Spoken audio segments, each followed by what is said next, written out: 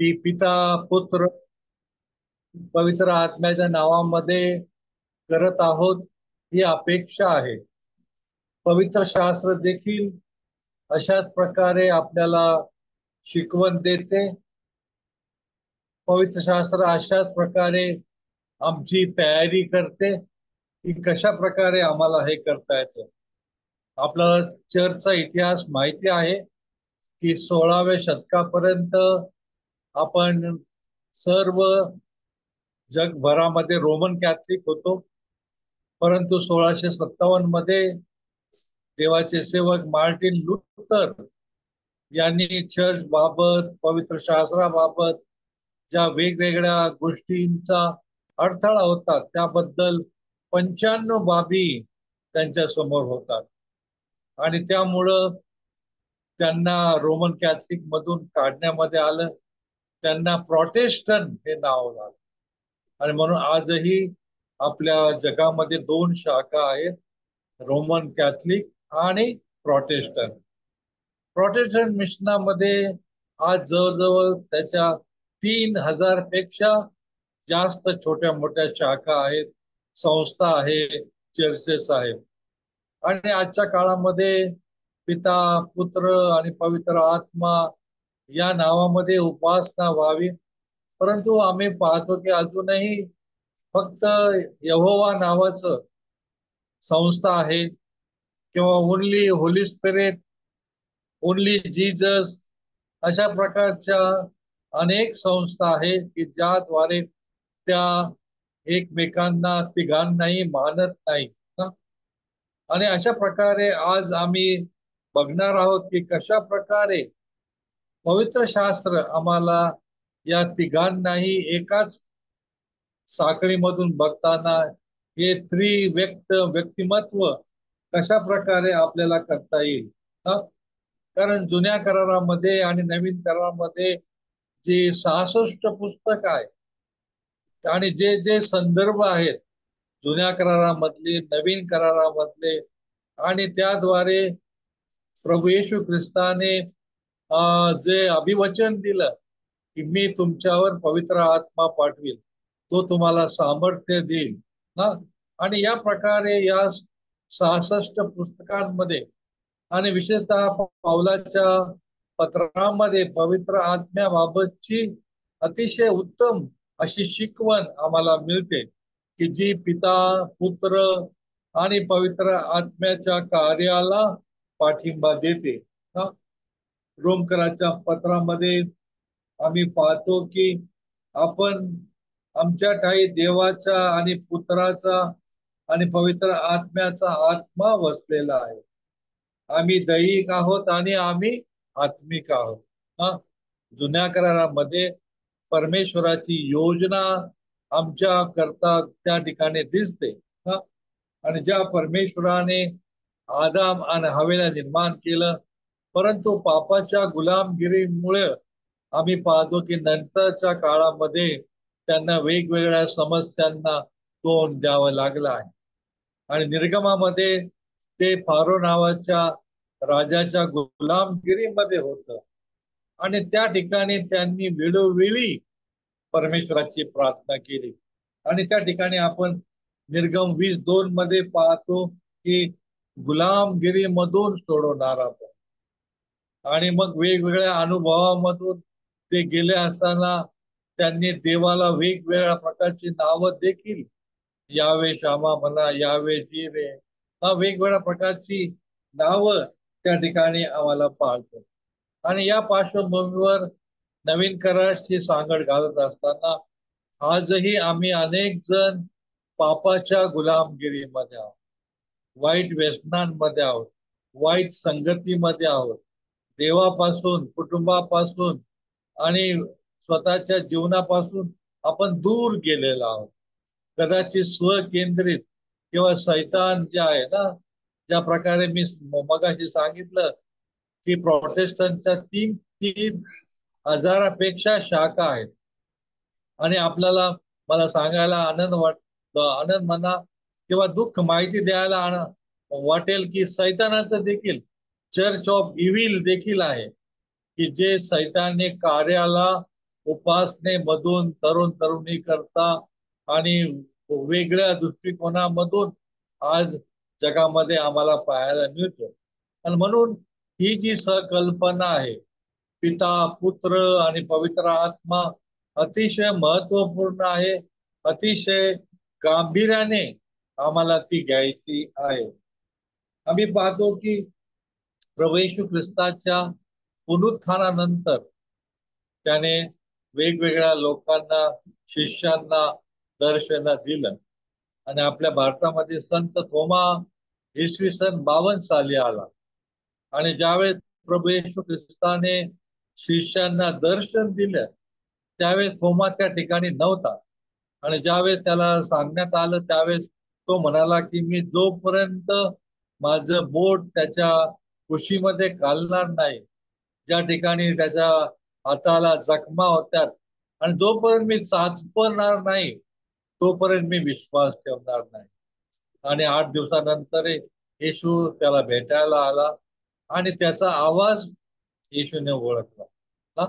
आणि आम्ही पाहतो की त्याने जे उद्गार काढले की माझा प्रभू, माझा देव. हा? म्हणजे या ठिकाणी पिता आणि पुत्र ही संकल्पना आहे. आणि पवित्र आत्म्याच्या प्रेरणेने तो हे म्हणू शकला की माझा प्रभू, माझा देव. ना, आणि त्या ठिकाणी आम्ही पाहतो की योहान शुभवर्तमानकाराने आपल्याला देखील ही संधी दिली आहे. आणि म्हटलेलं आहे, येशूने जे म्हटलं की तू पाहिले आहे म्हणून विश्वास ठेवला आहे. न पाहता परमेश्वरावर, पुत्रावर, पवित्र आत्मावर विश्वास ठेवणारे धन्य म्हटलेला आहे.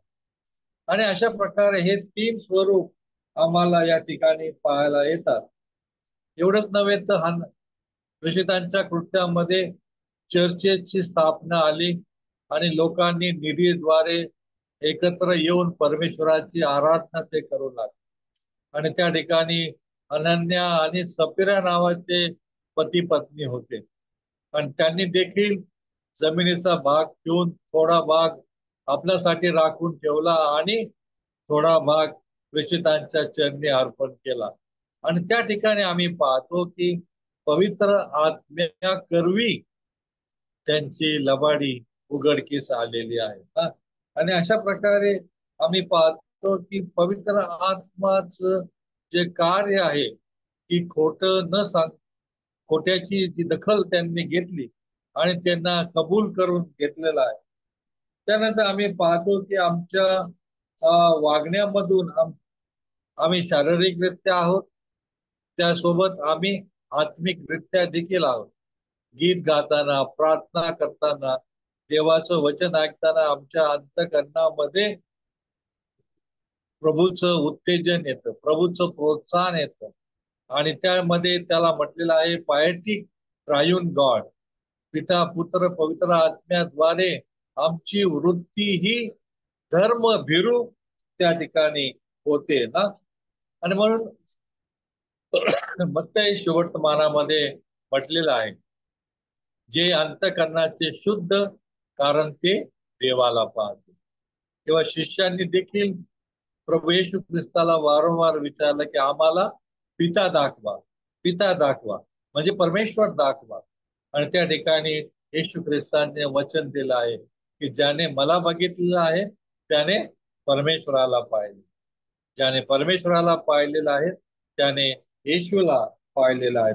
आणि अशा प्रकारे शारीरिक आणि आत्मिक दोन्हीही बाबी या ठिकाणी आम्हाला पाहायला येतात की याद्वारे दैवी बाबी आमच्या समोर येतात. या ठिकाणी आपण बघणार आहोत की बाह्य स्वरूपामध्ये पिता, पुत्र आणि पवित्र आत्मा कशा रीतीने कार्य करतो ना. संत पाऊल इब्री लोकास लिहिताना 9:14 मध्ये असं म्हणतो की सार्वकालिक आत्म्याच्या योगे ज्याने स्वतःला निष्कलंक असे अर्पण केले, त्या ख्रिस्ताचे रक्त तुमच्या विवेक भाव जीवन देवाच्या सेवेसाठी निर्जीव कर्मापासून किती विशेष करून शुद्ध करेल. आणि या प्रकारे या ठिकाणी येण्याचा या ठिकाणी उपासना करण्याची जी संधी आहे, प्रभू येशू ख्रिस्ताद्वारे त्याने आम्हाला विकत घेतलेला आहे. आणि त्याच्यासोबत पिता आणि पवित्र आत्मा याचा देखील आमच्या करता त्याने उपयोग करण्याकरता आम्हाला तयार केलेला आहे. आणि एवढंच नव्हे तर रोमकरास लिहिताना तो म्हणतो की जे युगानुगुप्त ठेवलेले आहे, परंतु ते आता प्रगट झालेले आहे. हा. आणि या त्रिय पिता पुत्र पवित्र आत्म्याकारे आमच्या जगिक जीवनामध्ये, आमच्या आत्मिक जीवनामध्ये फार मोठा बदल घडतो. आमचं दुःख कमी होतं, आम्हाला आजारावर मात करता येतं, आमच्या प्रार्थनेचं उत्तर आम्हाला मिळतं. आणि म्हणून या ठिकाणी आम्ही पाहतो की त्याचा बाह्य एक्सटर्नल वर्क आज या काळामध्ये आम्हाला पाहायला मिळतं. पवित्र शास्त्रामध्ये त्रैक्य देवाची 8 वैशिष्ट्य आहेत. आणि त्या 8 वैशिष्ट्याद्वारे आम्ही पिता पुत्र आणि पवित्र आत्मा याची आराधना करत आहोत हे सिद्ध होते. परमेश्वर आमच्या समीप आहे, पुत्र आमच्या समीप आहेत. आणि या ठिकाणी म्हटलं की जो गुडघा येशूच्या नावामध्ये टेकला जातो, जी जीव कबूल करतो येशू ही प्रभू आहे, म्हणजे पिता पुत्र आणि पवित्र आत्म्याची उपस्थिती, त्याचा स्पर्श आम्हाला वेळोवेळी होत असतो. आणि म्हणून या ठिकाणी पहिला जे वैशिष्ट्य आहे की हे एक सत्य आहे. हा. प्रभू येशू ख्रिस्ताने आम्हाला म्हटलं की मार्ग सत्य आणि जीव मीच आहे. किंवा हबक्कूक मध्ये म्हटलेलं आहे की सत्य तुम्हाला वेगळं करेल. बघा, त्या ठिकाणी हबक्कूक मध्ये परमेश्वर आहे आणि येशू ख्रिस्ताच्या मध्ये योहान 6 मध्ये मार्ग सत्य जीवनाद्वारे आम्ही पाहतो की हे वैशिष्ट्य त्याने तुम्हाला आणि मला दिलेलं आहे की आम्ही सत्याची आवड धरावी, आम्ही सत्याची कास धरावी. यासोबतच त्या सत्याबरोबर पवित्रता देखील महत्वाची आहे, ज्याला इंग्रजीमध्ये सँक्टिटी म्हटलेलं आहे, शुद्धता म्हटलं. जसं आम्ही स्नान करून मेकअप करून आम्ही स्वतःला अपडेट करतो, परंतु याही पलीकडे जाऊन आमच्या अंतःकरण रूपी हृदयाची पवित्रता देखील आम्हाला प्राप्त करून घ्यायचे असते. आमचे आचार आणि विचार आम्हाला ख्रिस्त केंद्रित करायचं असतं. आणि प्रगटीकरणामध्ये म्हटलेलं आहे, प्रगटीकरणाच्या 4:8 मध्ये 3:7 मध्ये, ज्या मनुष्याच्या हिशोबी प्रभू पापाचा दोष लावित नाही तो धन्य. आणि या प्रकारे पवित्रतेने शुद्धतेने आम्ही परमेश्वरापुढं उभं राहण्याकरता, आम्ही परमेश्वराशी बोलण्याकरता, आम्ही परमेश्वराची वाणी ऐकण्याकरता पात्र ठरतो. आणि म्हणून पवित्र आत्मा हा पवित्र आहे आणि सत्य आहे.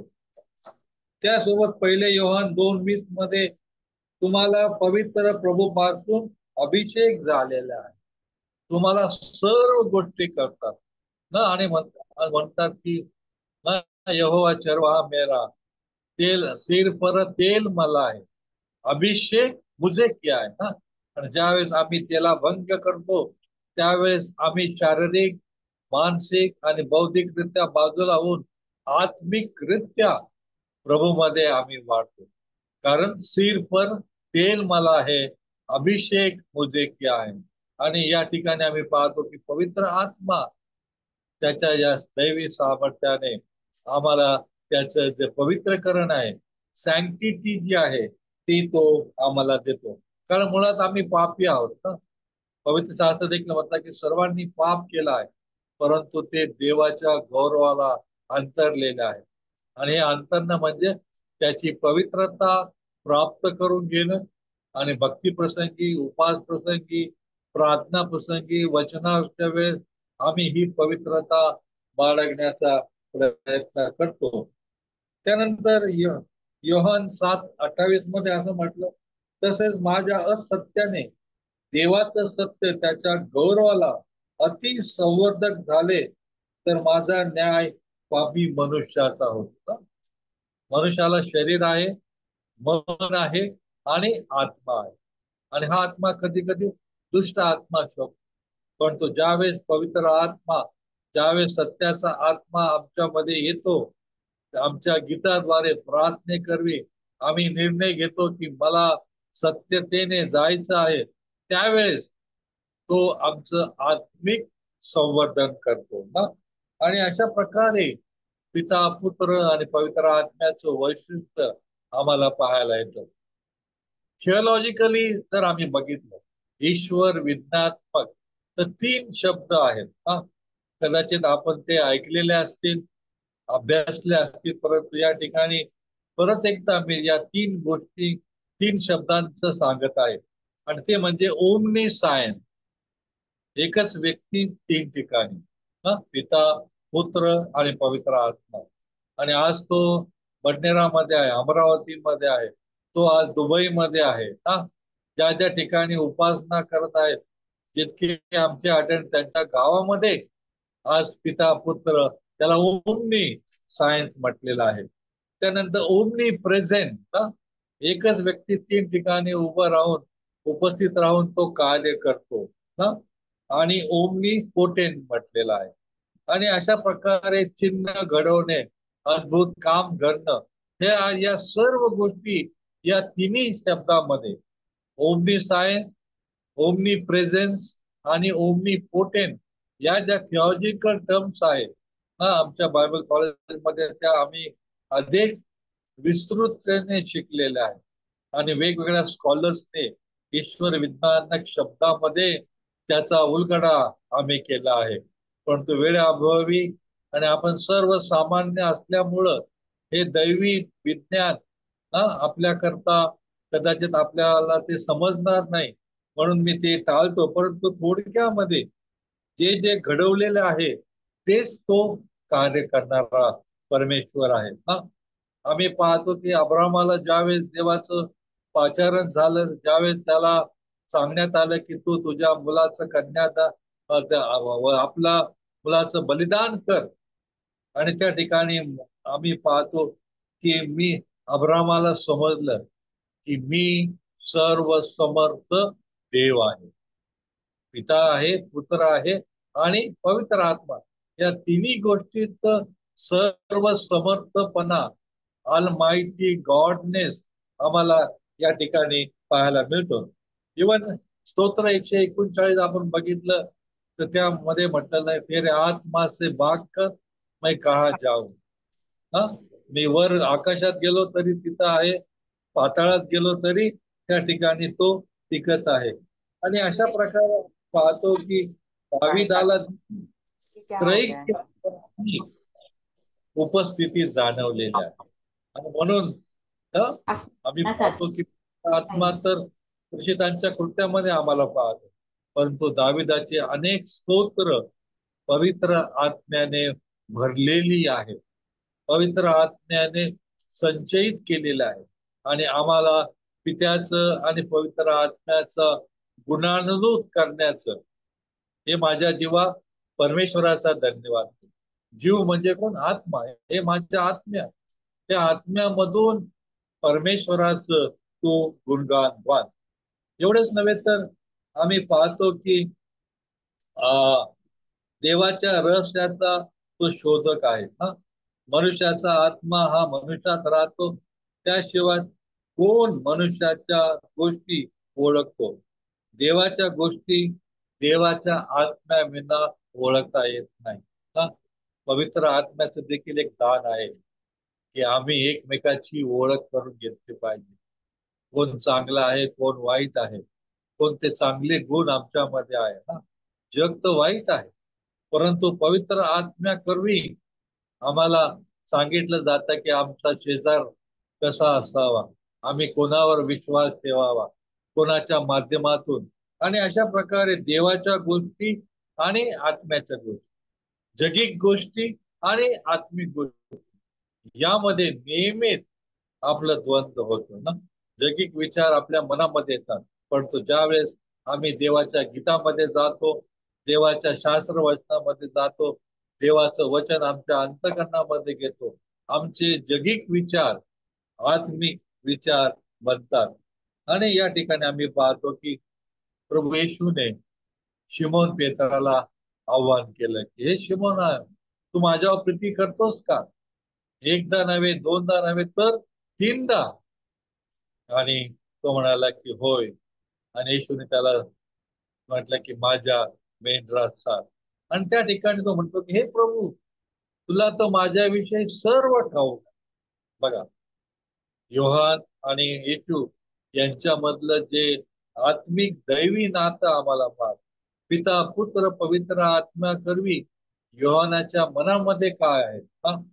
आणि याच योहानाकडे त्याने आपल्या आईला देखील सोडलं की बाई पहा, हा तुझा पुत्र, पुत्रा पहा तुझी आई.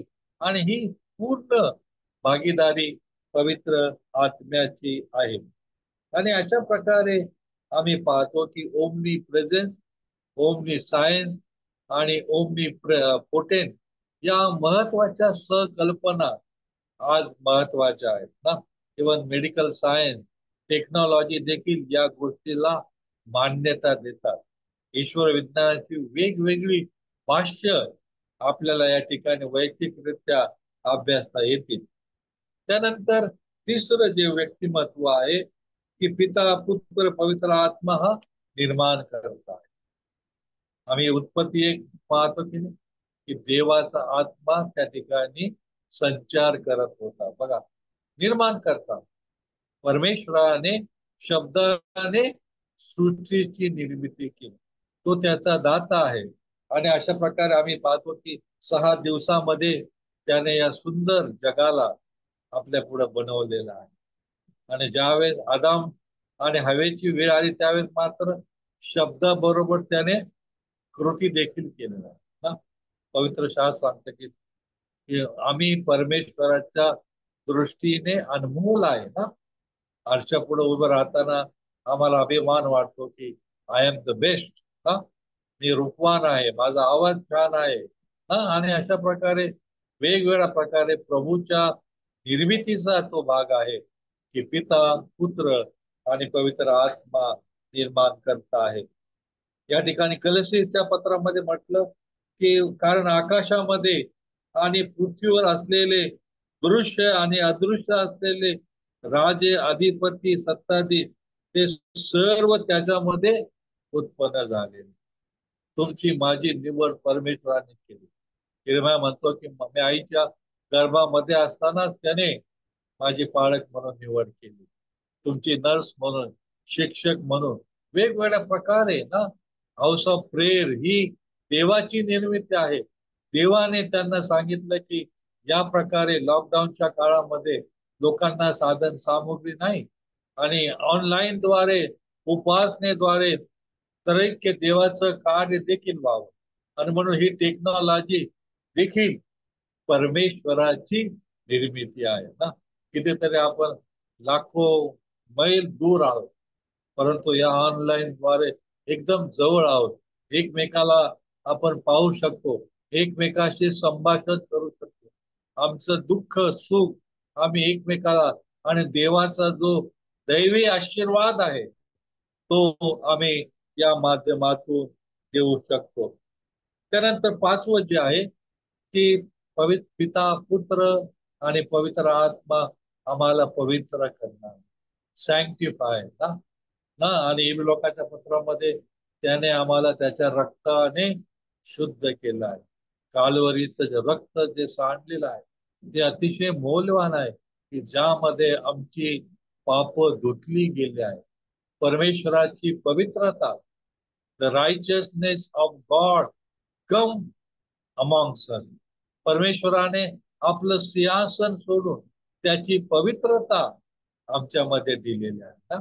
आणि ज्यावेळेस आम्ही गीत गातो, तल्लीन होतो आम्ही, ज्यावेळेस आम्ही भजन गातो हा, ज्यावेळेस आम्ही उपासना करतो, आराधना करतो, परमेश्वराची आम्ही द्वंद्व करतो, त्यावेळेस ही पवित्रता आम्हाला जाणतो की अरे आज मी वेगळ्या रीतीने ऐकत आहे, अरे आज मी वेगळ्या रीतीने गाणं गात आहे, अरे आज वेगळ्या रीतीने देवाचं वचन मी सांगत आहे.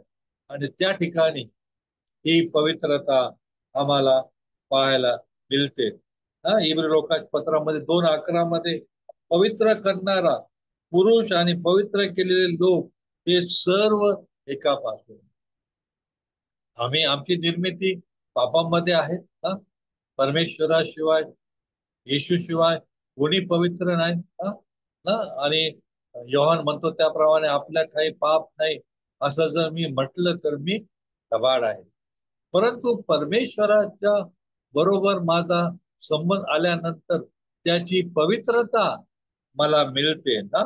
आणि म्हणून या ठिकाणी इब्री लोकांच्या पत्रामध्ये त्याने म्हटलं किंवा 1 पेत्र 1:2 मध्ये म्हटलं आहे की तो आत्मिक जीवन करणारा, तो घडामोडी करणारा ना.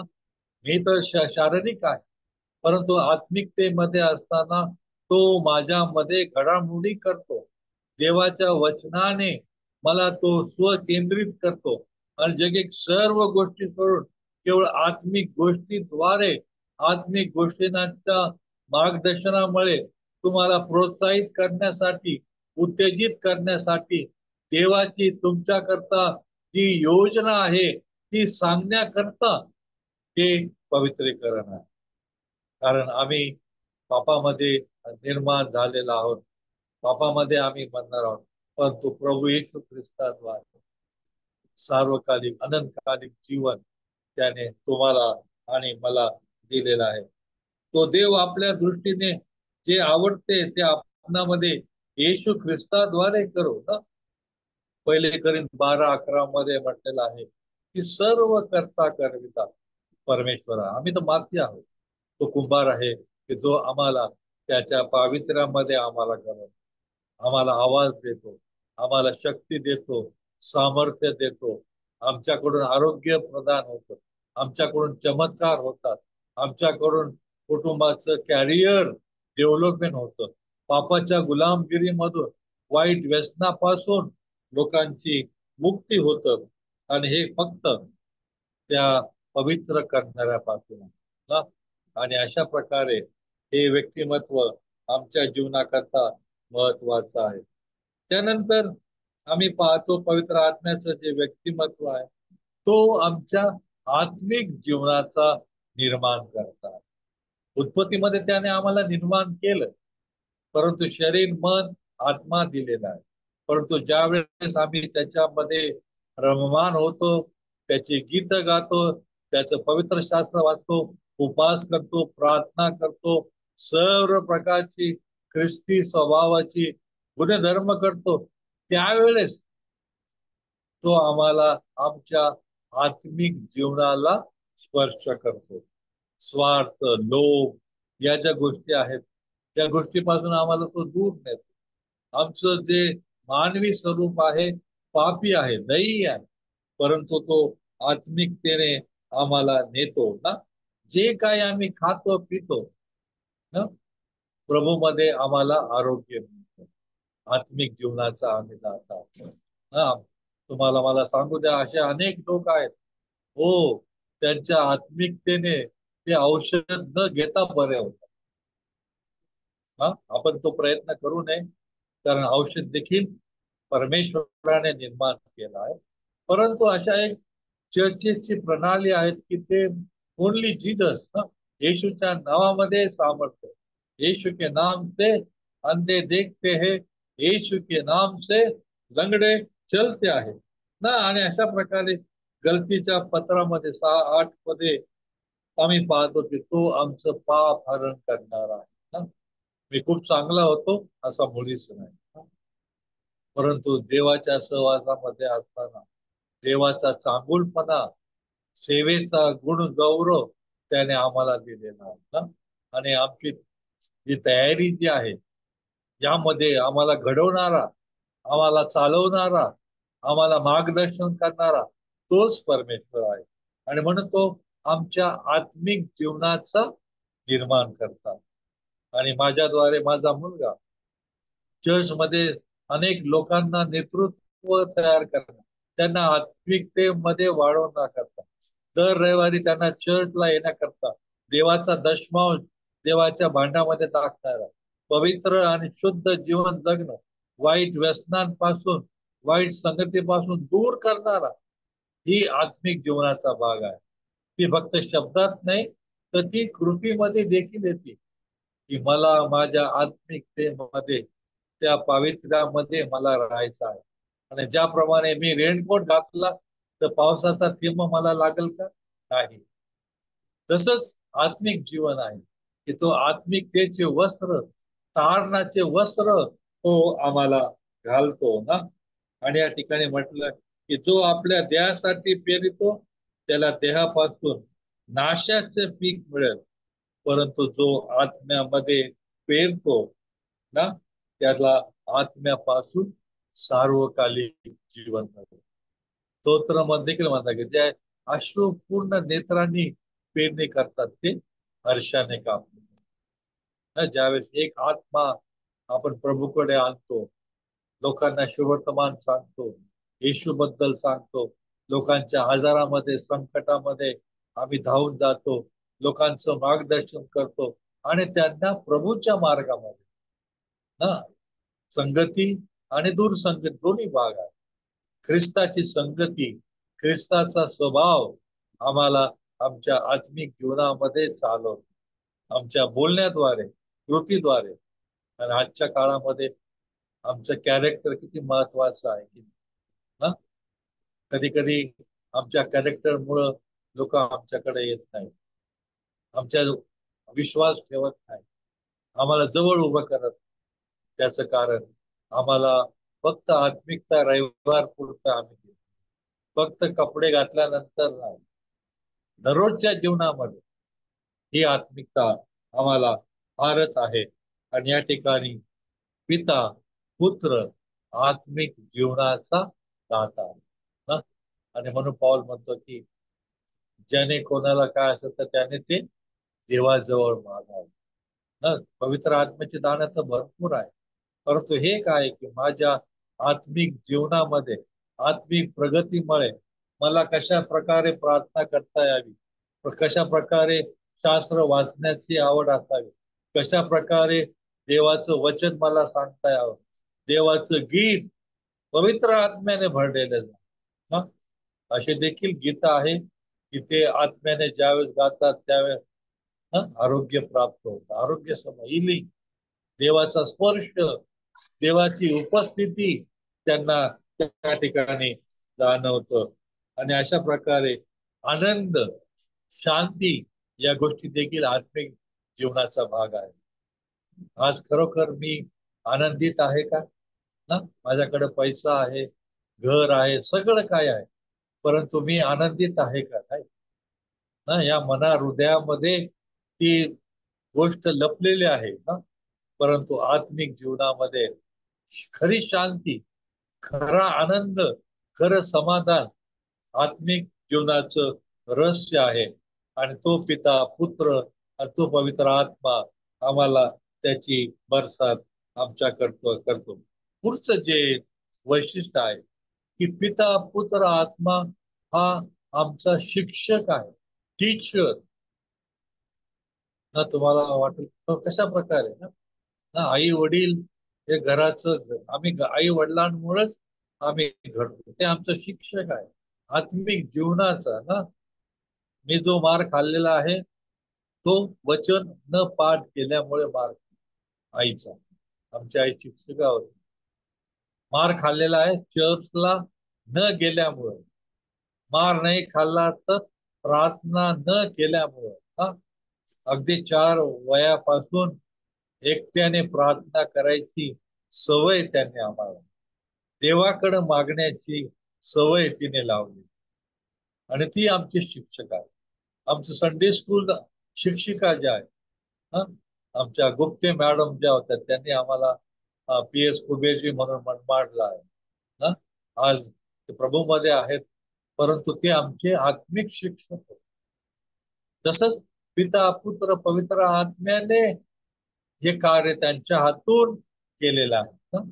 आणि म्हणून तो देखील आम्हाला चालवतो की नाही, या संगतीमध्ये, या सहवासामध्ये गेल्यानंतर तो आमचा शिक्षा आहे. आणि एवढंच नव्हे तर यशयामध्ये, यशया 54:13 मध्ये तुझी सर्व मुले आणि मुली परमेश्वरापासून शिक्षण पावतील. हालेलुया. हा, कितीतरी छान हा, की कशा प्रकारे हे कार्य आम्हाला पवित्र शास्त्रामध्ये तुझे मुलं आणि मुली यांना मोठी शांती प्राप्त. हा, शिक्षण चांगलं पण आहे, वाईट पण आहे. हा, वाईट मार्गाचं पण आहे. परंतु ज्या वेळेस आम्ही प्रभूच्या मार्गामध्ये शिक्षित होतो त्यावेळेस आम्हाला मोठी शांती प्राप्त होते. या जीवनाचा जो हेतू आहे आत्मिक जीवनाचा, तो याद्वारे का होतो, सफल होतो, की आम्ही आशीर्वादित लोक आहोत, शांतीप्रिय लोक आहोत. एवढंच नव्हे तर लूक मध्ये म्हटलं, तुझे जे हितकारक ते मी परमेश्वर तुझा देव तुला शिकवे, ज्या मार्गाने तुला गेले पाहिजे त्या मार्गाने मी तुला. आपलं संपूर्ण जीवन परमेश्वराच्या, आपलं कॅरियर, आपली लेकरं मुलं मुली, ही परमेश्वराची योजना आहे. आणि ज्यावेळेस आम्ही पिता पुत्र पवित्र आत्म्यावर अवलंबून राहतो त्यावेळेस आमचं जे हित आहे त्या हिताच्याच गोष्टी तो आम्हाला करतो. आम्ही हितकारक गोष्टी बोलाव्या, आम्ही हितकारक गोष्टी ऐकाव्या, हे कार्य तो आमच्यामध्ये करतो ना. आणि पवित्र शास्त्राचं हे चांगले व्यक्तिमत्व आम्हाला पाहतो की तो शिक्षक आहे. त्याच्या मार्गदर्शनाखाली ज्यावेळेस आम्ही गीता ऐकतो, आम्ही वचन ऐकतो, तो शिक्षकाच्या माध्यमात त्याचे शब्द आमच्या अंतकरणामध्ये बसतात आणि आम्ही मार्गदर्शित होतो, प्रोत्साहित होतो, उत्तेजित होतो की मला आज चांगलं शिक्षण नीतीसूत्रामधून आम्हाला मिळालेलं आहे. त्यानंतर आम्ही पाहतो की शेवटलं जे व्यक्तिमत्व आहे, पिता पुत्र आणि पवित्र आत्मा तारणारा. यिर्मया 8:20 मध्ये म्हटलं की पहा सुगी सरली, हंगाम सरला, परंतु आमचं तारण झालं नाही ना. आमचा जो उद्देश काय आहे, प्रभू येशू ख्रिस्ता बरोबर, त्रैक्य देवा बरोबर त्याच्या दुसऱ्या आगमनामध्ये आम्हाला त्याच्या समोर उभं राहायचं आहे. आमच्या चांगल्या गोष्टीचा आणि अनंतकालिक जीवनाकरता हे तारण आवश्यक आहे ना. अनेक वेळा यावर आम्ही भर द्यावा आमच्या मुलांकरता मुलींकरता, की खरोखर ते तारलेले आहेत का, ते देवाच्या पावित्र्याने सजलेले आहे का ना. आणि ते वळण आम्ही त्यांना लहानपणापासून लावणं अतिशय आवश्यक आहे. किंवा आम्ही जे मोठे आहोत आम्हाला देखील दररोजच्या जीवनामध्ये परमेश्वराच्या तारणाचा अनुभव, आमचा उद्धार होण्याची गरज. जसं मला पैसा हवा आहे, मला शक्ती हवा आहे, मला सामर्थ्य हवं, परंतु या सर्व गोष्टी सांभाळण्याकरता देवाचा पवित्र आत्मा देखील मला हवा आहे, की तो तारक, तो तारक आहे, तो आम्हाला प्रेरक आहे ना. दुसरे थेसलनी मध्ये म्हटलं की आध्यात्मिक मध्ये झालेल्या पवित्रीकरणामध्ये आणि सत्यावरच्या विश्वासामध्ये देवाने तुम्हाला प्रारंभापासून तारणा करता निवड. तुमची आणि माझी निवड देवाने तारणा करता, म्हणजे ख्रिस्ताचा अनुभव होत, ख्रिस्ताच्या स्वभावासारखं आम्हाला आमच्या दैनंदिन जीवनात ना. आणि जे वाईट मार्ग आहे, वाईट विचार आहेत, त्यापासून दूर होऊन ख्रिस्ताचे विचार आम्हाला कळावे. पिताच्या पत्रामध्ये 3:4 ते 4, 5, 6 या ठिकाणी म्हटलं की परंतु जेव्हा आपला तारणारा देव याची दया आणि मनुष्यावरील प्रीती प्रकट झाली तेव्हा त्याने आम्हाला त्या नवीन जन्मास, आपण नीतीच्या कर्माने नव्हे तर नव्या जन्माचे स्नान करणं आवश्यक आहे ना. मगाशी सांगितल्याप्रमाणे केवळ शारीरिक स्वच्छता नाही, तर शारीरिक स्वच्छते बरोबर आत्मिक स्वच्छता देखील महत्वाची आहे. आणि परमेश्वराचं वचन आम्हाला त्या ठिकाणी करतं की नीतीच्या कर्माने नव्हे, मी चांगलं बोलतो, चांगलं करतो, काहीच करत नाही, हा वाईट असं करत नाही, परंतु या सोबतच देवाची अपेक्षा आहे की त्याच्या नवीन जन्माच्या नवीनीकरणाने आम्हाला या ठिकाणी जो येशूचा जो उद्देश साधण्याचा आहे तो आहे. आणि यासोबत मग आम्ही पाहतो की जे विधी आहे, बाप्तिस्मा विधी, दृढीकरण विधी, आमच्या CNI मध्ये बाप्तिस्मा लहानपणी करतात आणि मग 13 वर्षानंतर त्यांचं दृढीकरण, कन्फर्म, आणि त्यामध्ये प्रार्थना आहे, तारण आहे, पवित्र शास्त्र आहे, जगिक जीवन, आत्मिक जीवन याच्या धडे त्या ठिकाणी आहे. आणि कशा बरोबर